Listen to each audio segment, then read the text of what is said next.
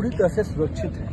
Bridge generally pillars पे और जो रोड है वो एम्बांकमेंट करके मिट्टी को एथी करके हम लोग बनाते हैं। दोनों के बीच में टेक्निकल रूप से थोड़े गैप छोड़े जाते हैं। गैप को हमेशा रखा जाता है, लोड का फ्रीक्वेंसी का मैच करते रहेंगे। और रोड का भी जो पार्ट है वो टेक्निकल रीजन है, उसमें गैप डिपार्टमेंट इंजीनियरिंग के ड्राइंग में गैप है। बड़ा डिसीजन जो बिहार सरकार लेने जा रही है। देश भर में अभी तक ब्रिज मेंटेनेंस पॉलिसी का डिसीजन किसी राज्य ने नहीं लिया है। आप देख रहे हैं लाइव बिहार में हूं आपके साथ असलम अब्बास। बिहार में पुल और सड़क का निर्माण काफी जोर शोर से हो रहा है पिछले 2 दशक से। इसको लेकर बिहार में सुशासन बाबू खूब पीठ भी थपथपाते रहे हैं, लेकिन विकास की वानगी, विकास की रफ्तार की पोल उस वक्त खुलती हुई नजर आई जब पिछले साल बिहार में एक एक करके दर्जनों पुल धड़ाम धड़ाम होते चले गए और फिर सारे विकास के जो सपने थे, विकास की जो कहानी थी, धांधली थी, सब दर पर दर खुलते हुए नजर आए। जिस तरीके से मौजूदा समय में बिहार की राजधानी पटना में जेपी गंगा पथ दीघा से लेकर दीदारगंज तक बना है, गंगा किनारे मुख्यमंत्री नीतीश कुमार का ड्रीम प्रोजेक्ट कहलाया जा रहा था और इससे फाइनल टच देने के बाद 10 अप्रैल को मुख्यमंत्री नीतीश कुमार ने खुद उद्घाटन किया, लेकिन महज 2 दिन में ही भ्रष्टाचार के ये पुल, भ्रष्टाचार में किस तरीके से पुल का निर्माण हुआ है, सब कुछ साफ के साफ हो गया है। आप वीडियो और तस्वीर में देख पा रहे हो दीदारगंज दीघा जेपी पथ का ये पिलर संख्या 3A की तस्वीर और वीडियो है, जहां पर सूबे के पथ निर्माण मंत्री नितिन नवीन पहुंचे हैं। जिस तरीके से दरारें आई हैं, जिस तरीके से तस्वीर आप देख पा रहे हैं, सोशल मीडिया पर खूब तेजी से वायरल भी हो रहा है, खूब प्रतिक्रियाएं भी आ रही है, खूब कमेंटबाजी भी हो रही है कि आखिर इस पुल में किस तरीके से धांधली हुई है। अगर पैसे की बात करें तो 3,831 करोड़ के भारी भरकम रकम से इस पुल का निर्माण हुआ है, लेकिन इसकी सच्चाई क्या है, इसकी गुणवत्ता में कितनी मजबूती है, आप खुद समझ सकते हैं। कितना कुछ धांधली हो रहा है। आखिर बिहार में पुल एक एक करके क्यों धराशायी हो रहा है, उसकी एक महज ये शुरुआत है या कहें कि महज एक सबूत है। आखिर इतना बड़ा प्रोजेक्ट में टेक्निकल फॉल्ट कैसे आ गया है। मंत्री जी खुद निरीक्षण किए हैं, सूबे के पथ निर्माण विभाग के बड़े अधिकारी भी मौजूद हैं, सचिव से लेकर इंजीनियर तक, इंजीनियर से लेकर टेक्निकल स्टाफ तक, सब के सब मौके वारदात पे मौजूद हैं। लेकिन सबकी कोशिश यही है कि इस धांधली को, इस घूसखोरी को, इस भ्रष्टाचार के पुल को किसी भी तरीके से लीपा पोती करके छुपा दिया जाए। पहले आप सूबे के पथ निर्माण मंत्री नितिन नवीन को सुनिए कि क्या सचमुच में पुल में धांधली हुई है, क्या सचमुच में पुल कमजोर है, क्या सचमुच में पुल में दरार आई है, उस पर वो क्या कुछ सफाई दे रहे हैं, क्या कुछ कह रहे हैं। पहले नितिन नवीन को आप सुनिए, उसके बाद फिर आप खुद अपना आकलन कर लीजिएगा। बेसिकली ब्रिज पूरी तरह से सुरक्षित है। ब्रिज जनरली पिलर्स पे और जो रोड है वो एम्बांकमेंट करके मिट्टी को एथी करके हम लोग बनाते हैं। दोनों के बीच में टेक्निकल रूप से थोड़े गैप छोड़े जाते हैं और उस गैप को फिलिंग करके रखा जाता है मूवेबल ट्रैफिक पे। ये गैप्स को मेंटेन रखने के लिए टेक्निकल रीजन है कि उसको गैप को हमेशा रखा जाता है, लोड का फ्रीक्वेंसी का मैच करने। ये बेसिकली ब्रिज पूरी तरह से सुरक्षित है। ब्रिज जनरली पिलर्स पे और जो रोड है वो एम्बांकमेंट करके मिट्टी को एथी करके हम लोग बनाते हैं। दोनों के बीच में टेक्निकल रूप से थोड़े गैप छोड़े जाते हैं और उस गैप को फिलिंग करके रखा जाता है मूवेबल ट्रैफिक पे। ये गैप्स को मेंटेन रखने के लिए टेक्निकल रीजन है कि उसको गैप को हमेशा रखा जाता है, लोड का फ्रीक्वेंसी का मैच करते रहेंगे। अब इसके फीलिंग्स में जो गैप आता है समय समय पर उसको भरा जाता है। रोड तैयार होकर खड़ा है, ब्रिज पूरी तरह से सुरक्षित है, कहीं कोई ब्रिज के पार्ट में कोई दिक्कत नहीं है।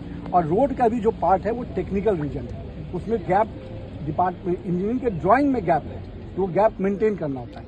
उसको समाउ चलने के लिए हम लोग फीलिंग करते रहते हैं और वो हमेशा समय समय पर फीलिंग होता रहता है। इससे रोड की सुरक्षा पे, रोड के ब्रिज की सुरक्षा पर कहीं कोई चैलेंज नहीं है।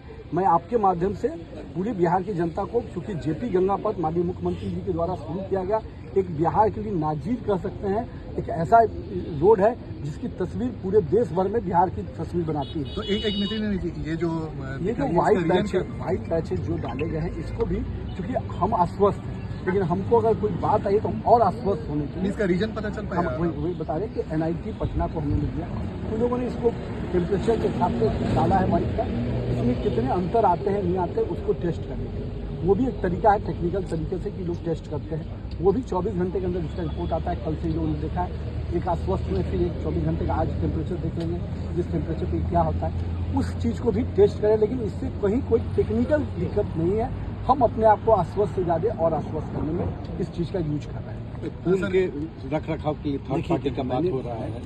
आप लोग को मैंने बताया कि ब्रिज मेंटेनेंस पॉलिसी एक बड़ा डिसीजन जो बिहार सरकार लेने जा रही है।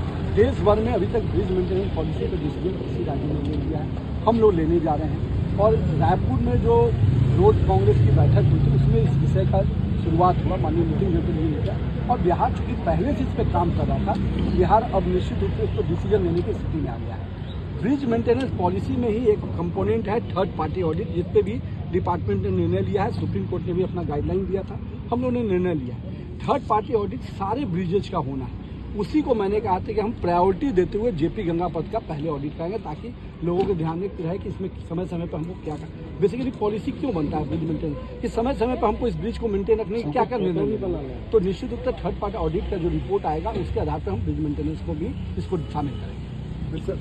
तो गैप आप लोगों ने देखा था, जिस गैप की चर्चा हुई थी वो रोड पार्ट का है। और जनरली जो ब्रिज और रोड के बीच में वो स्पेस गैप दिया जाता है ताकि दोनों के बीच का जो फ्रिक्वेंसी है, समाउ प्रेशर जब बढ़ता है वो गैप रहने दिया जाता है और उस गैप को समाउ फिलिंग किया जाता है, ताकि कभी कभी वो क्या कर रहे हैं वो गैप मेंटेन भी रहे और हम लोग टेक्निकली तरीके से भी उसको हमेशा मॉनिटर करते हैं। अभी के समय में जो रोड के विषय पे आया है गैप का, उसको हम लोगों ने और वेरीफाई कर लिया।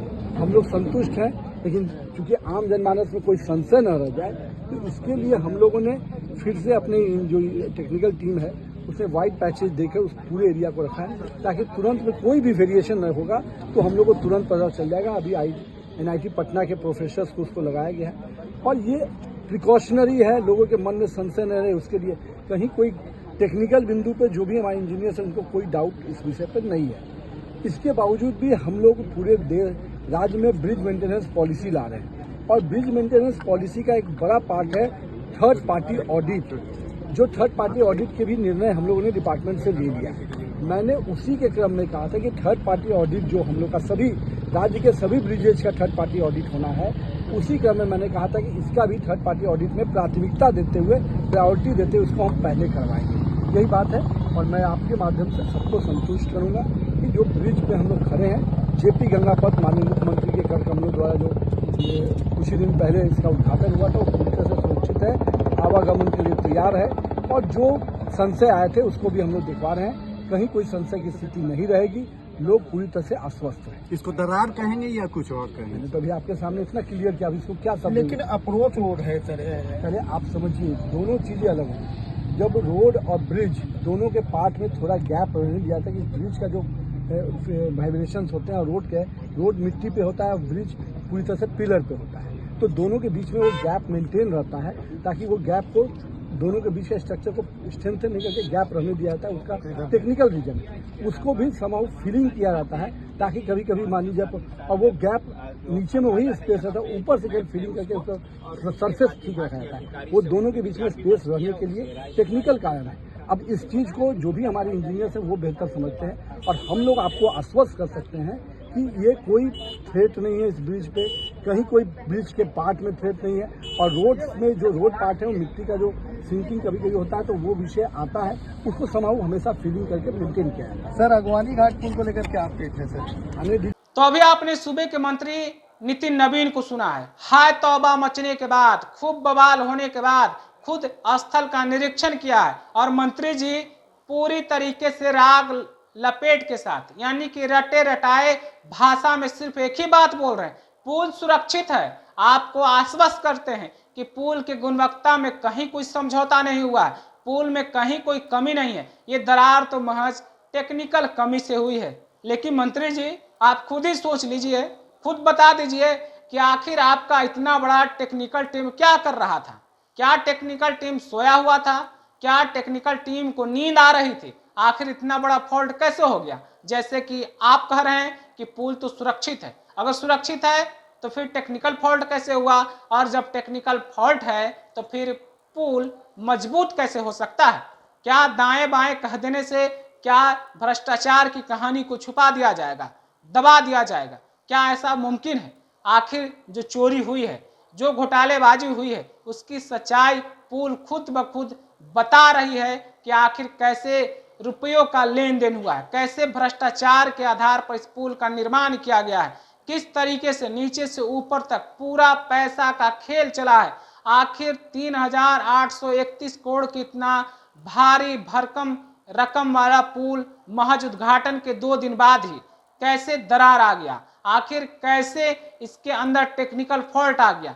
क्या कर रही थी टीम, क्या कर रहे थे इंजीनियर, क्या कर रहे थे अधिकारी, क्या कर रही थी सरकार और क्या कर रहा था विभाग? सवाल बहुत है, सवाल के साथ साथ कहानी भी बहुत खुलेंगे, लेकिन इतना जरूर है कि आप लाख लिपापोती कर लीजिए, सच्चाई छुप नहीं सकता है। जिस तरीके से डिजिटल प्लेटफॉर्म पर आम जनता लगातार ये चर्चा कर रही और गहमा गहमी का विषय है कि बिहार में पुल और रोड के नाम पर धड़ल्ले से धांधली हो रहा है, धड़ल्ले से घुसखोरी का काम हो रहा है, धड़ल्ले से पैसों का लेन देन हो रहा है।